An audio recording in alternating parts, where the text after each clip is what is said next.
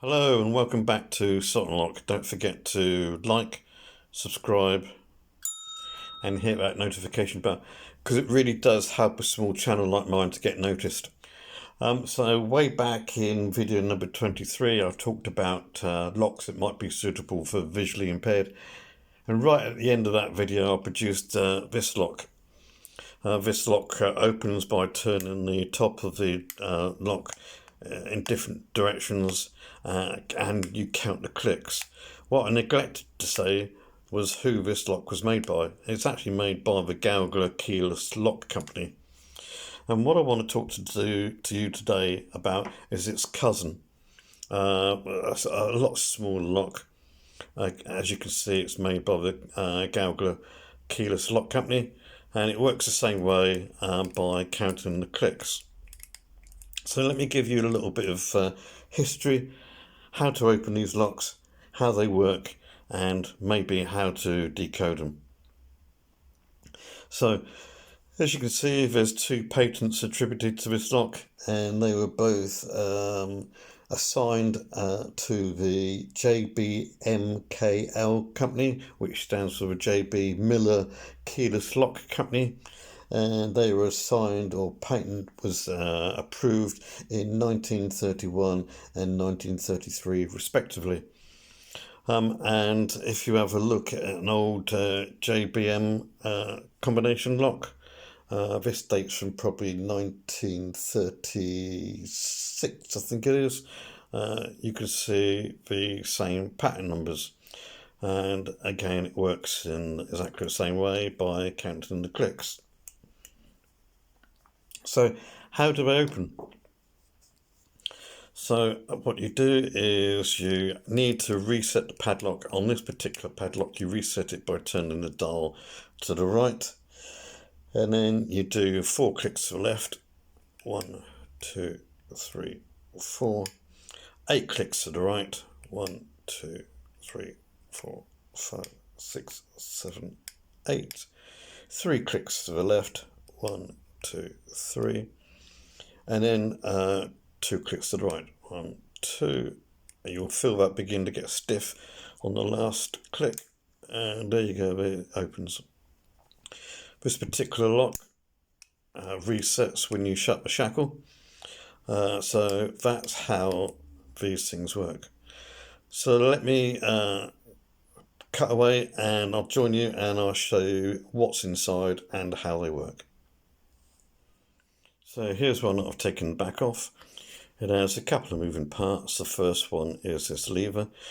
This lever, when the lever is pushed up against the spring at the top there, it releases the shackle. The next moving part is this wheel. Looks like a maze. They're actually sometimes referred to as the Labyrinth lock. So as I turn that, so the Labyrinth changes. The next moving part is this part, which I'm going to call the cam, and the cam has a post on the left hand side and a very small pin stroke scribe on the right hand side. So when I put this post or this cam in this slot here, that pin sits in that labyrinth. Now the combination for this is 4 left, 3 right, 8 left, 3 right. So let's do that. So 4 left, 1, 2, 3, 4. And as it goes into its 4th position, you can see that that cam gets closer to the lever. And then it's 3 right, 1, 2, 3. Again, it moves closer to the lever. 1, 2, 3, 4, 5, 6, 7, 8. And it's very close to that lever now. And the 3rd turn, 1, 2, 3 to the right, operates that lever, clears the shackle to open. As it opens, the operation of the shackle and the spring-loaded lever pushes this cam back into the labyrinth, and we can start all over again. So it's self-locking.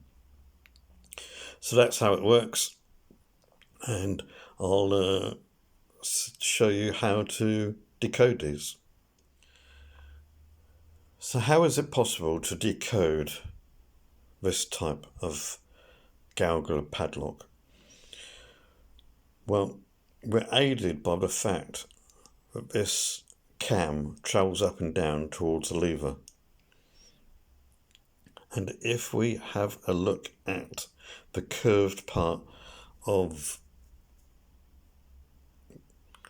the cam, we can see that it rotates up and down as it gets closer or further from the lever. And if we look in that direction through the hole in the shackle with a magnifying glass, my eyesight's not that great, and maybe a torch, we can see that part of the cam turn. So what we're looking for is we're looking for that part of the cam to turn as it travels closer to the lever. If it starts to travel downwards, we know we're heading in the wrong direction. There is one point about this, is we are looking at this edge here. Let me just see if I can get my pin again. What we're looking for is this edge here, and if it's nice and bright and shiny, we're going to have difficulty seeing that cam. But if there's a speck of dust or a mark on it that we can see move, then we have a good chance of decoding this. So I'm going to set up all my equipment again and see if we can see this in operation. So I've put one of these locks in the vise just to give me some stability whilst I'm filming, and just to reiterate what we're going to try and do here is we are going to look in that part of the shackle hole, look down there and see if we can see that cam turning. So let's zoom in, get a torch and shine on this, and you can see that cam there.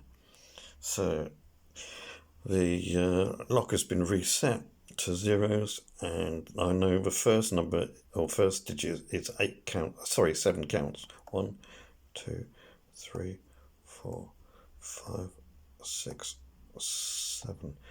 Now it didn't move much, but if I move to 8, which is the wrong digit, you will see that cam move in at the wrong direction. It will move downwards. See that? Now if I go back and reset this back to 0, and then go 1, so I know that 7 is the right code. So 1, 2, 3, 4, 5, 6, 7. Now if I go back, the next digit is 3. 1, 2, 3. You can see that cam move in the upwards direction. If I go past it, it will go down, which means that that pointer is moving down in the labyrinth and moving further away from the lever. So let's reset this. So I'm going to go 1, 2, 3, 4, 5, 6, 7. 1, 2, 3. See that lever move up, and now the next one is another 7. 1, 2, 3, 4, 5, 6, 7. Not only did that lever move up, but I felt spring resistance on this knob, which means that the cam is in contact with that lever. Now what happens if I go past it? It moved again, and you heard that click. That click is the spring acting against the lever, acting against the cam and forcing the cam back down into the labyrinth. So I know this padlock is set to 737, so let's do it. 1, 2, 3, 4, 5, 6, 7, 1, 2, 3, 1, 2, 3, 4, 5, 6, 7. You saw that cam move. High fat resistance on that knob as it was acting against the spring, and we should be able to open up his cam now. Or his shackle, sorry. There you go. That's how I decode these locks. So sometimes you're looking for movement in the right direction. You'll know if you've gone past it because the cam will move back in the opposite direction. So this all works because we are able to see that cam move there. Now, I have had cams that have been really bright and shiny, no speck of dust on them, no score marks on it, and it is really, really difficult to see that cam move because it's so shiny. So I hope that goes some way to show that these can be decoded. I hope that you've seen the mechanism, you're happy with how it works. Please leave some comments if you'd like this video. Please leave some comments if I've helped you decode one of these locks. That's all I've got time for. Thank you very much for watching and see you later. Bye now.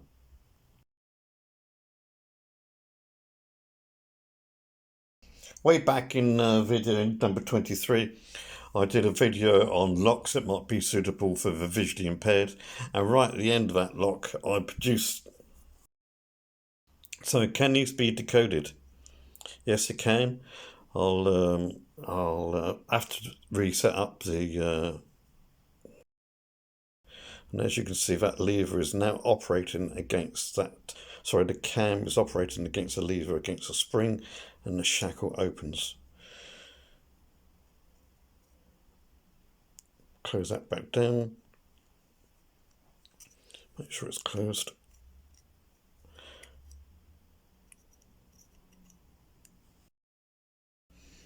So this cam has a post which fits in. Let's see if I can get this into focus.